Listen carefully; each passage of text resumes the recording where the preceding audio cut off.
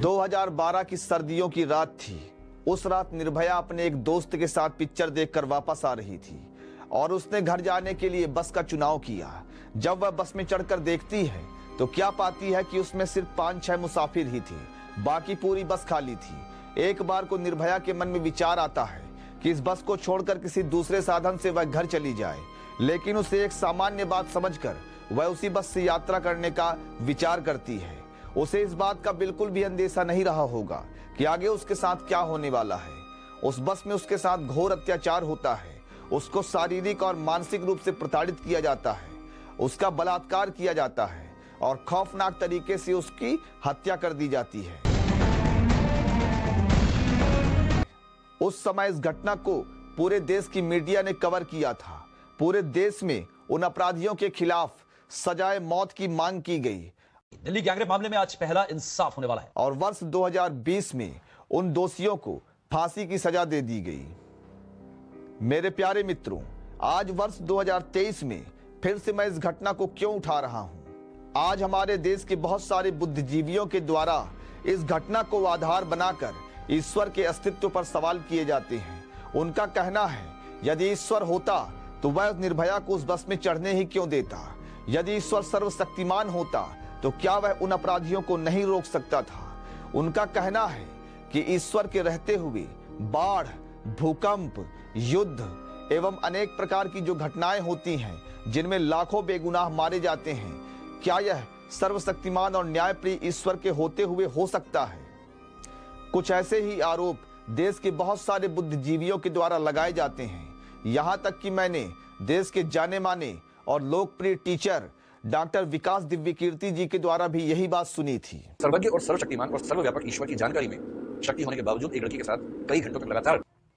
तो मेरे प्यारे मित्रों, आज इसी बात को आधार बनाकर मैं आपके सामने इस बात को रखूंगा कि इन सारे क्रियाकलापों के पीछे किस प्रकार से ईश्वर होता है और उसके बाद भी ईश्वर किस प्रकार से न्यायप्रिय है।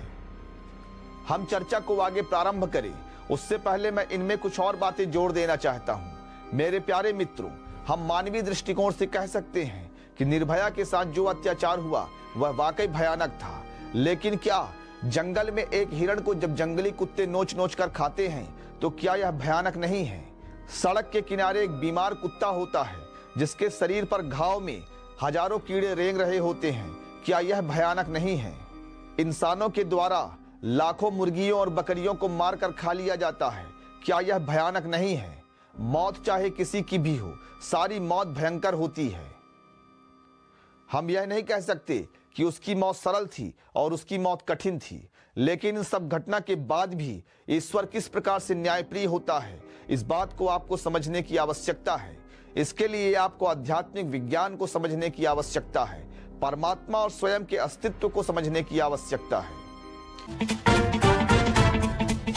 यदि इस दुनिया में होने वाली समस्त घटनाओं के पीछे आप ईश्वर को मानते हैं तो आपका मानना बिल्कुल सही है।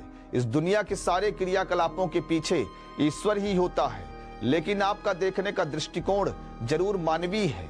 यदि आप मानवीय दृष्टिकोण से इन चीजों की व्याख्या करेंगे तो आप परमात्मा के अस्तित्व और उसकी भूमिका को सही तरीके से समझने में असफल हो जाएंगे। इसलिए आपको अध्यात्म और ईश्वर को पूरी तरह से समझना होगा और अपने विषय में भी जानना होगा।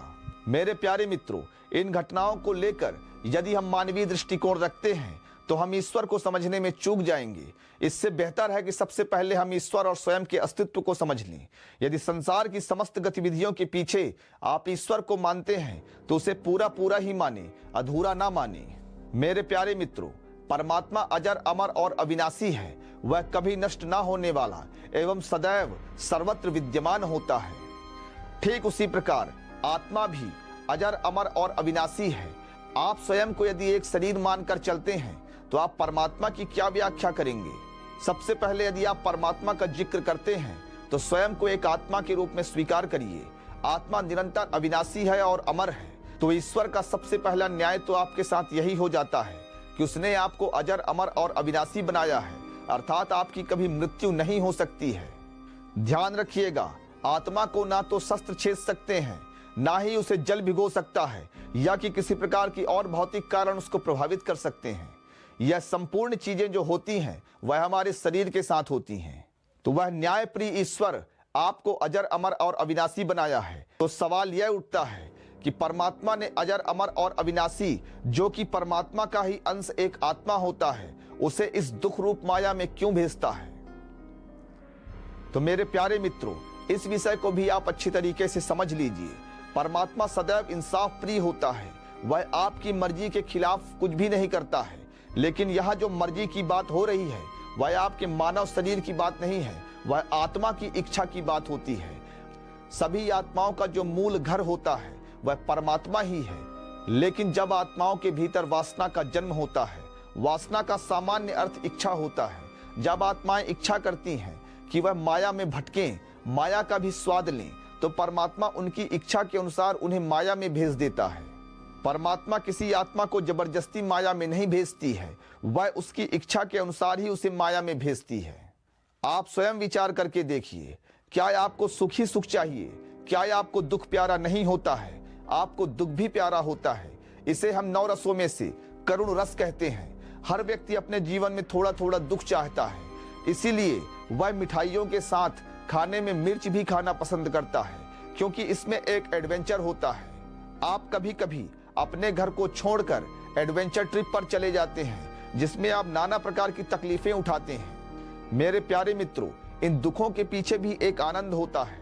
ठीक इसी प्रकार आत्माएं भी अपने जीवन में सुख के साथ साथ दुख की भी इच्छा करती हैं। इसलिए परमात्मा ने इस दुनिया का जो निर्माण किया है उसमें सुख के साथ साथ दुख भी रखे हैं।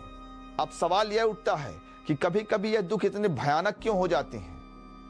तो ये दुख जिन्हें आप भयानक कहते हैं, वास्तव में वह मानवीय दृष्टिकोण के अनुसार होता है, क्योंकि मानव तो नश्वर होता है, मानव शरीर नश्वर होता है, इसलिए उसे छोटे छोटे दुख भी बहुत ज्यादा प्रतीत होते हैं। लेकिन जब स्वयं को आप एक आत्मा के रूप में रखेंगे, जब आप स्वयं को अमर मान के चलेंगे, तो ये छोटे छोटे दुखों की कोई गिनती नहीं होती, क्योंकि आत्मा इन दुखों से परे होती है। इन दुखों को वह आसानी से सह लेती है। इसलिए आप विचार करके देखिए कि नाना प्रकार की योनियों में भटकने के बाद भी और हर योनि में एक दर्दनाक मौत पाने के बाद भी आत्मा इस माया का मोह नहीं छोड़ पाती, क्योंकि आत्मा इस माया के दुखों को आसानी से सह लेती है।